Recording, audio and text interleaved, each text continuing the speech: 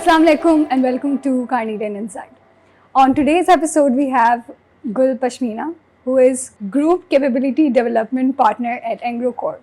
Thank you so much for coming. We're so glad to have you today here at Carnelian Inside. Thank you so much for calling me. So my first question to you is that since you have worked extensively on diversity, equity and inclusion at Engro, and Engrofert and Engro Corp both, what do you think, what are the trends and how organizations are working on DEI and what can they do to make it better in the organizations?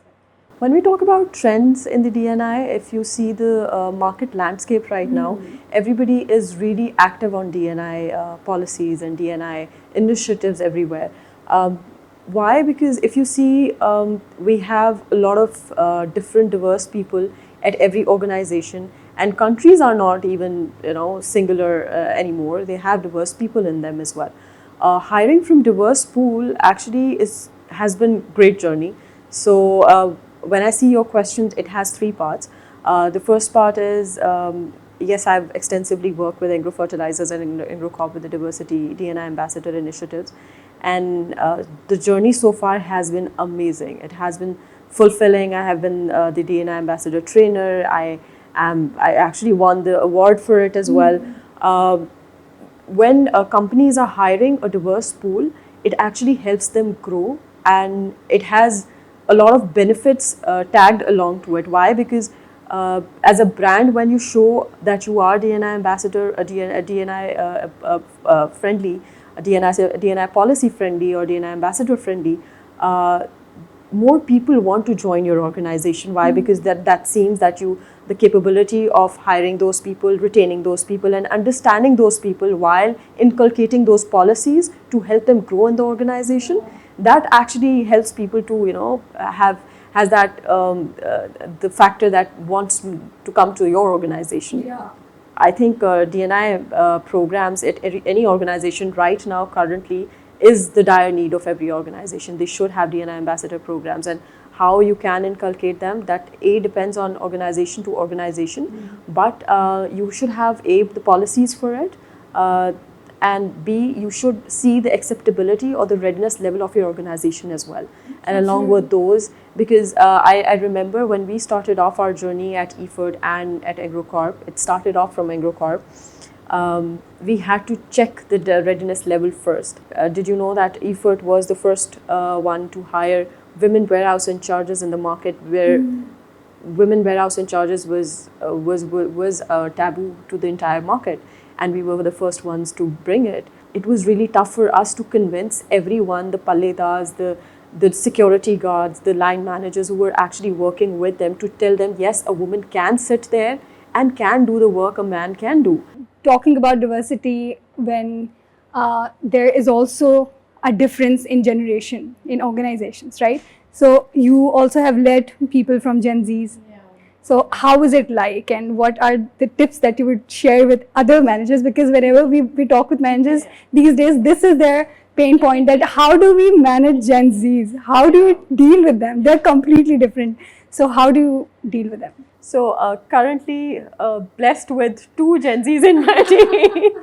So when we talk about diversity, it's not the gender, it's not the religious. Now I have age diversity, because we're now in that era where we are working with baby boomers, millennials and Gen Zs. A beautiful mix of all the generations, where we get to see and we get to observe a lot.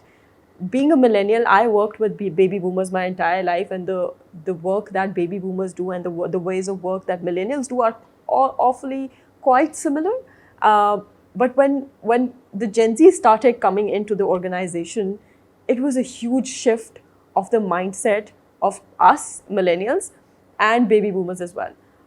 Being a millennial, you are a little bit flexible with how you cater to the cater or adapt to the new changes. You have that flexibility. Baby boomers, on the other hand, I'm sorry, no offense, but there is a mindset that has the ways of working has to happen in certain way, right? I have now 2 Gen Zs in my team, and I'm not going to lie, it has been challenging because, I had to change my way of thinking as well, my ways of working as well. I had to be flexible. I had to take input. I had to take constructive feedback and criticism as well for the ways that I used to work. A while back we were talking about Chat GPT as well, and the two Gen Zs in my team. There's one who does not want to use Chat GPT at all, and there's another one who wants to use Chat GPT and says, no, this is an efficient way of working, and the other one says, no, it's not. I don't want my brains to just stop working. I want myself to be more creative when I'm writing or when I'm thinking stuff.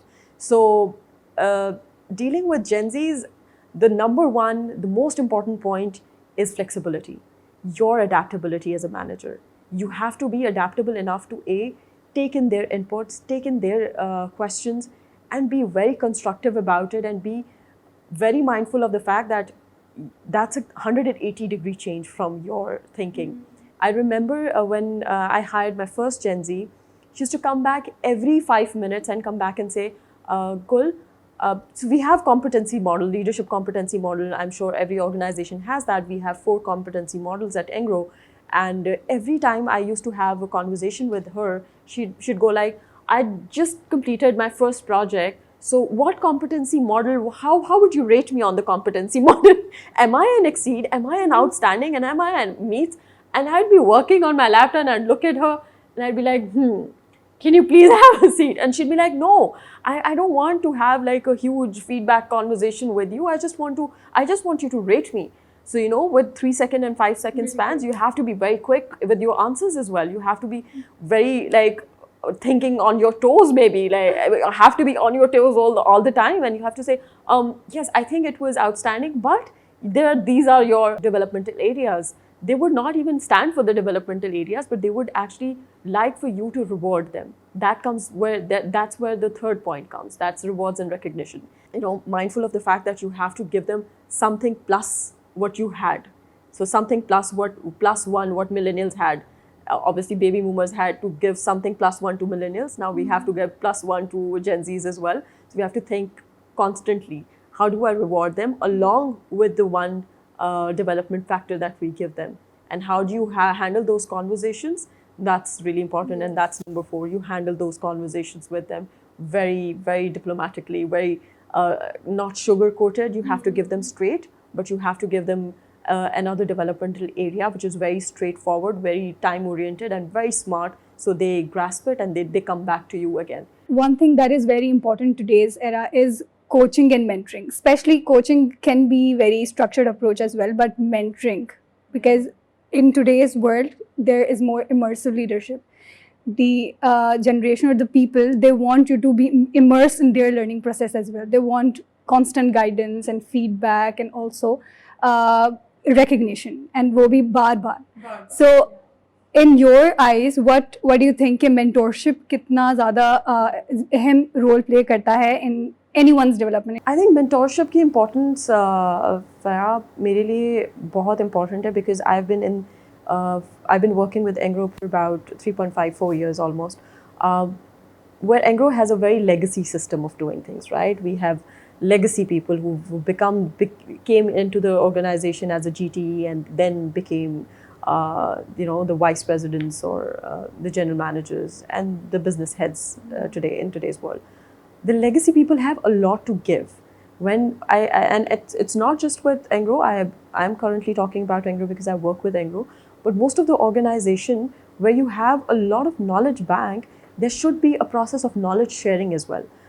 Mentoring becomes really important, but today's world, we've actually, what we've done with mentoring is we've actually made it very formal, where I see mentoring could be very informal. Yeah. You could just sit with anyone, with any leader or a person that you look up to. You can just sit with them, have a 5-minute, 10-minute chat, and just learn from their experience and ask them to mentor you for your next steps. What could be the next step? Because they have been in the system for a very long time and they can actually guide you more correctly, I would say, and more fruitfully at the end of the day. Today, career is not a straight ladder as we millennials and baby boomers used to think. It's a zigzag ladder. You can be in HR today, you can be in commercial next day, you can be in marketing the other, and still, get ahead. Because if you're just looking certain things from certain division or certain department, you have the tendency to become the tunnel. You have the tunnel vision at the end of the day, right? You have to explore different divisions and different departments and different streams to learn more and learn more and adapt and develop yourself to that. Finding mentors in different divisions could also be a very good way to develop yourself. But that initiative has to come from you. You have to know yourself, what you want in next 5 years or maybe next 2 years, and how do you want to be, want to be there, right? A mentee could help you see what you are not doing, what are the blind spots in your career, and where you can actually accomplish those and then get ahead. So I think mentorship is great. If there's not formal mentorship in the organization, you could just have an informal mentorship and just go from there. Now that brings me to another question, that is about being a women leader in business. You've been with PMI, with Unilever, with Engro. I don't know if I'm missing any other organizations, because there are so many that you've worked with, and especially MNCs. So what do you think? What tips you'd provide to our audience, and how has it been as a journey and as a learning, as an experience? How has it been? So working with the MNCs has been a great journey so far. I think I've been blessed to have worked with these MNCs. Coming from an MNC to Engro was a huge shift. It was another learning. Coming from a huge FMCG to a small MNC was another huge learning. So I think hopping organizations and getting to know your potential of what you can do is the best way to learn about the organizations. People tend to live in an organization, they feel comfortable, and when you're comfortable, you're actually not learning. What made me shift to multiple organizations there were a lot of factors at the back, yes, but for me, whenever I jumped from one organization to another, the only motivation for me at the end of the day was to learn. So for me, creativity and learning is my topmost priority. So every person who has the knack for learning, who has the knack to develop themselves, has the hunger for it, I think that's the only thing that is required for you to go places. For me, learning from one MNC to another and taking those learnings and incorporating where they were needed, and taking those learnings and expanding them to the place where I thought there was no solution to it. So, and then a lot of unlearning happened to the organization, where I had to see and develop myself to learn the ways of working of the new organization. The unlearning part is the toughest part, is when you grow, is the place where you're uncomfortable. People not tend to change their organization or they're scared, they don't want to do it because they're comfortable where they are. But when you actually experience change, when you actually get to learn from the other organization, that's where you grow.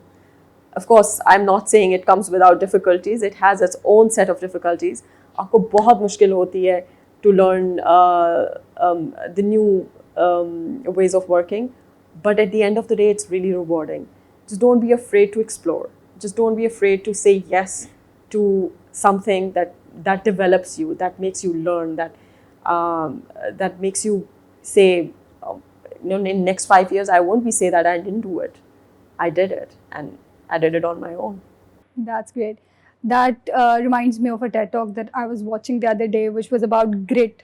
So they did an experiment, a research basically, जिसके अंदर उन्होंने across different countries and across different schools and universities and organizations, they studied what is that one thing that is an indicator of success, and that was grit. जिसकी आप बात कर रही हैं कि grit, उसके अंदर passion और persistence है कि you just keep doing, keep going, and regardless of everything that's happening, you're just there to experience, be open to experiences and risks and change. So very well put. So you mentioned that you worked in L&D and OD and TA, and there's a list. Performance management, yes, a lot. So about L&D, you're currently also working a lot on L&D at Engro.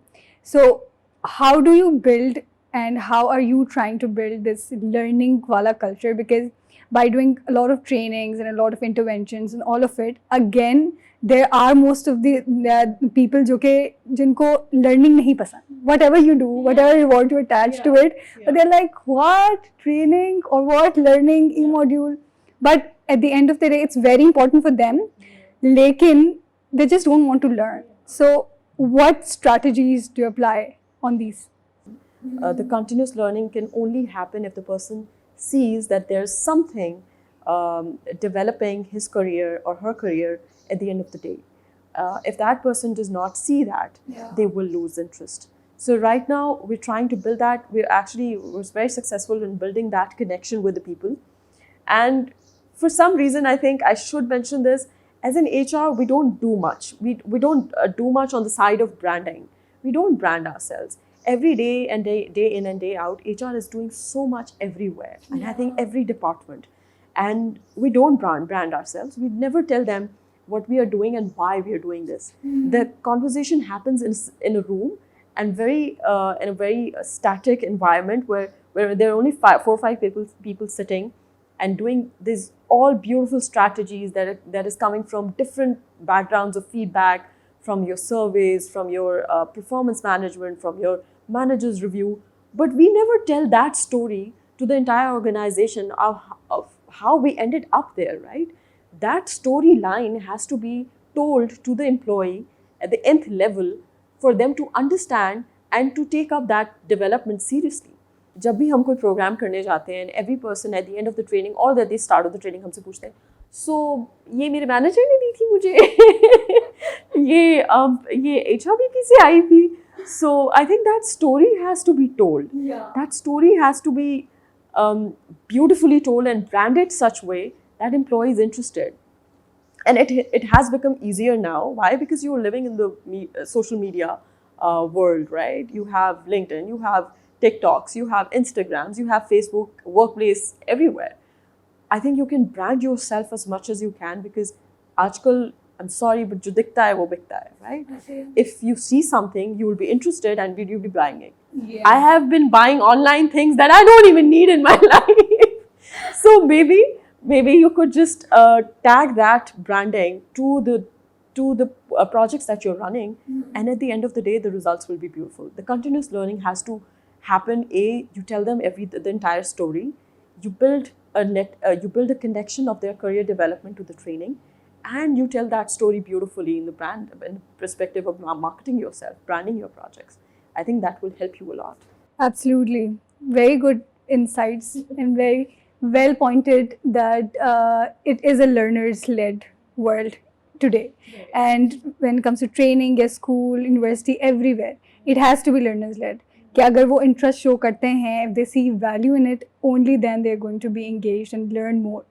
So that's very well said. In an increasing competitive talent landscape, how can companies differentiate themselves to attract top talent, and what role does employer branding play in this process? Employer branding, you पूछ सकती हो, but that is almost talent acquisition का related question. But I will tell you how. In today's market, top talent is the need of the hour. While you have a huge brain drain in the country, every other organization is facing a huge attrition rate everywhere, every organization. And while saying that, retaining top talent in your organization is the biggest bet right now than attracting top talent. Yeah. For now, again, the storytelling part of the capability development, the storytelling part of the compensation and benefits, I think the policies that you do for your talent, and specifically your top talent, I think, again, you have to show them the entire package, the career development part for them to be retained in the organization. Retaining top talent is really tough these days. So an entire career path that is only dedicated to them, the individual development plan that is only dedicated to them, that can include myriad of things, your trainings, your mentorship, your networking with the other organizations or other people. I think that encompasses everything. But the specific IDPs for them is the key for retaining the top talent. So you must have taken so many interviews in your life, right? So this is for those people who are applying for different jobs, new workforce. and students, all of these people. So what are the tips that you would share with them before they go to an interview? कि कौन सी चीज़ें हैं जो कि करनी चाहिए, कौन सी चीज़ें हैं जो कि लोग करते हैं और नहीं करनी चाहिए?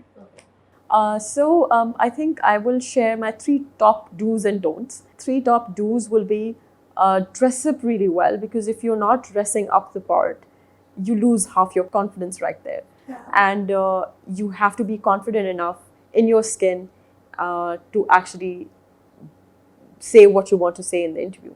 That helped with me. Secondly, you have to prepare yourself. Today, I think with the knowledge banks that you have everywhere, with ChatGPTs and Googles of the world, I think there's so much information online that you can read up on. I think reading up on the financial statements of the company would really help you. People do ask the run-of-the-mill questions, but we are really impressed with the audience, with the candidate who is actually coming in and has a lot of knowledge of the financial background of the company. Number 3 for me is listen. Let the questions be completed and then answer.